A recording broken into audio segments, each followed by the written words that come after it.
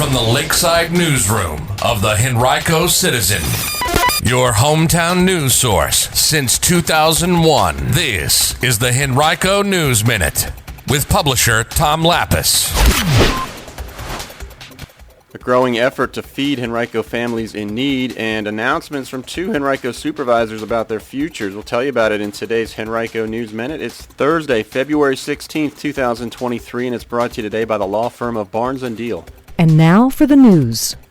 A change coming to the Henrico Board of Supervisors next year as one of the longest tenured members of the board ever announces her retirement. Tuckahoe District Supervisor Pat O'Bannon, who has served on the board since 1996, on Tuesday announced her retirement to the Henrico County Republican Committee. She will serve out the rest of her current term, which will be her 28th and final year in office. Earlier today, local entrepreneur Craig Suro announced that he will seek the seat. Suro is a Republican who grew up in the Tuckahoe District. He also served on the HCA boards of the Henrico Doctors Hospital and Parham Doctors Hospital for 8 years. O'Bannon and Fairfield District Supervisor Frank Thornton joined the board in the same year, and both are concluding their 7th terms. Thornton has not made a formal announcement yet about his future, but it's also anticipated that he may retire. Another Henrico supervisor, Three Chops Tommy Brannon, announced this week that he will seek re-election for a third term on the board. He was first elected in 2015 following the retirement of longtime supervisor Dave Cackley. That year he won a three-way race, earning 53% of the vote. He faced no opposition in 2019 when he was re-elected. This year he will face at least one opponent. Democrat Noah Page already has announced plans to seek that party's nomination for the general election. Near the end of her career at Feedmore, Sudeshna Dasmaneses found herself fielding numerous calls from people looking for help.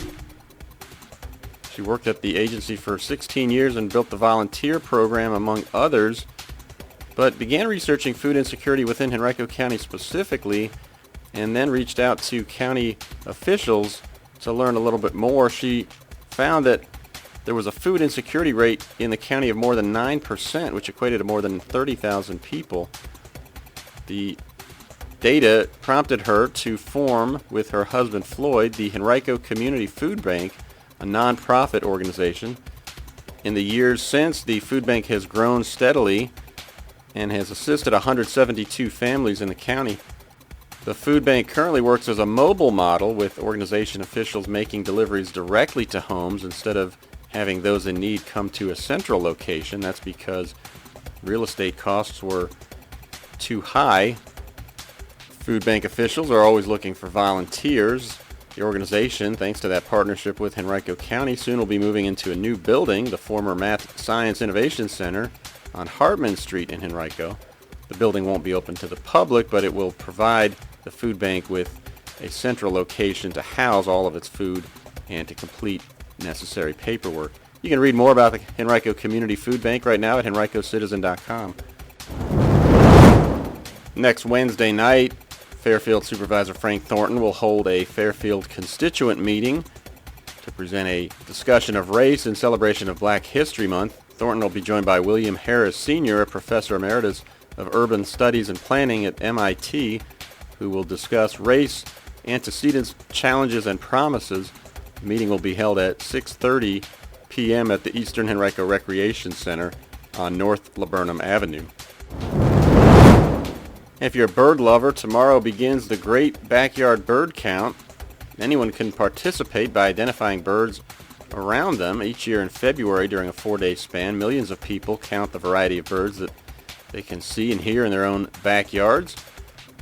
All you need is about 15 minutes of time during one of the next 4 days. You can visit birdcount.org/participate to learn more.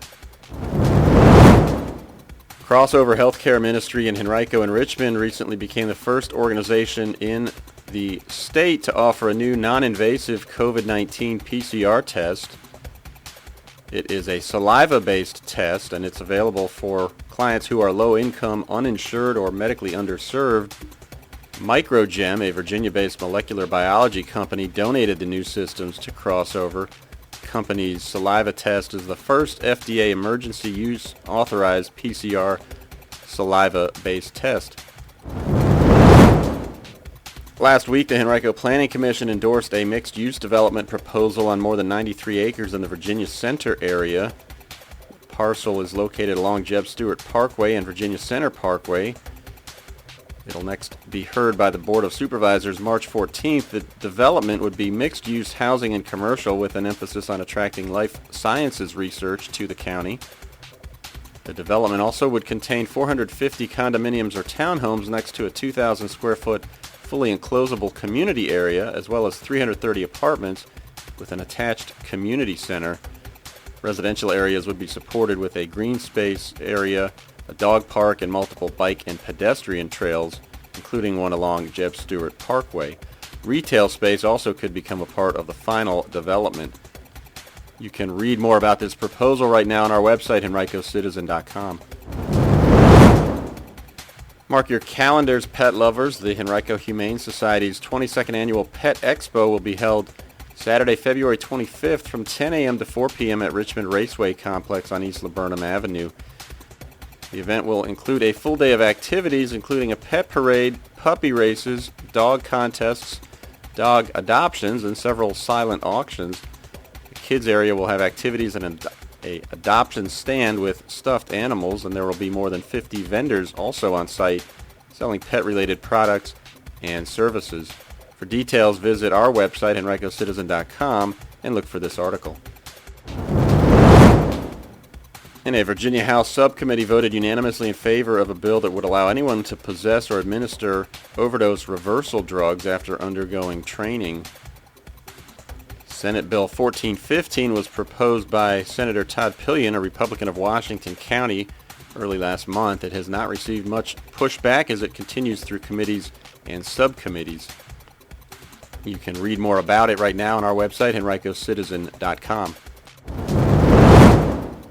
Today's Henrico News Minute has been brought to you by Barnes & Deal. Barnes & Deal has emerged as a highly respected family law firm over the past 3 decades with the resources, skills, and experience necessary to handle high-asset divorces and other complex family law matters across Virginia.